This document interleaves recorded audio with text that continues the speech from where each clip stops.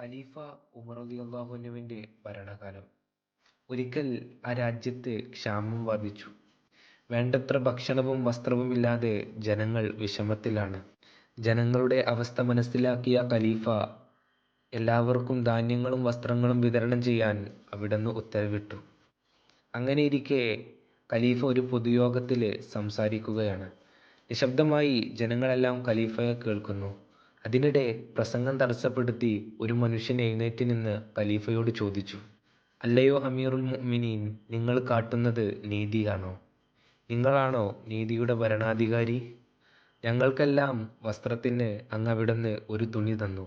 അങ്ങ് ധരിച്ചിരിക്കുന്നതോ 2 തുണി കൊണ്ട് തുന്നിയ കുപ്പായം. നിയമവും നീതിയും പറഞ്ഞ് ഞങ്ങളെ ഉപദേശിക്കാൻ അങ്ങ് അവിടുന്ന് യോഗ്യനാണോ?"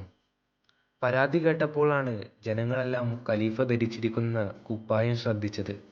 ജനങ്ങൾ ചോദ്യകർത്താവിനെ ശരിവച്ചു. എന്നിട്ട് ഖലീഫയെയും ചോദ്യകർത്താവിനെയും അവർ മാറി മാറി നോക്കിക്കൊണ്ടിരുന്നു. ഖലീഫയുടെ മറുപടി കാത്തിരിക്കുന്ന ജനങ്ങൾക്കിടയിൽ നിന്ന് ഖലീഫയുടെ മകൻ അബ്ദുല്ല ഇബ്നു ഉമർ റളിയല്ലാഹു അൻഹു എഴുന്നേറ്റ് നിന്നു.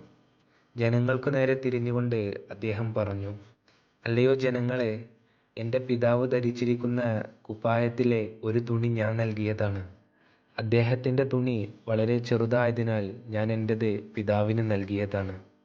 ഖലീഫയുടെ മകൻ്റെ നിഷ്കളങ്കമായ മറുപടി കേട്ട് പരാതിക്കാരന് സങ്കടം വന്നു.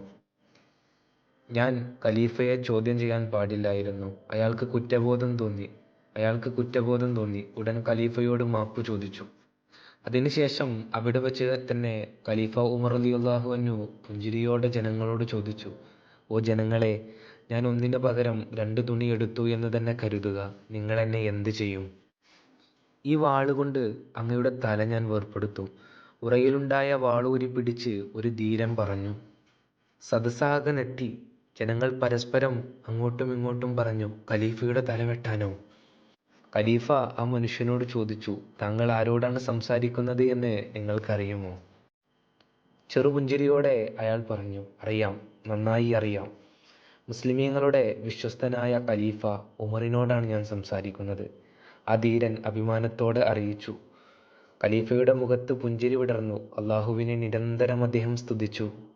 എന്നിട്ട് ജനങ്ങളോട് ആ മനുഷ്യൻ പറയുന്നുണ്ട്, "ഓ ജനങ്ങളെ, ഭരണാധികാരിയാണെങ്കിലും അന്യായം കാണിച്ചാൽ നിങ്ങൾ പ്രതികരിക്കണം." അതായിരുന്നു ഖലീഫ ഉമർ റളിയല്ലാഹു അൻഹു. നാഥൻ അവരോടുകൂടെ നാളെ നമ്മെയും ഒരുമിച്ച് കൂട്ടുമാറാകട്ടെ.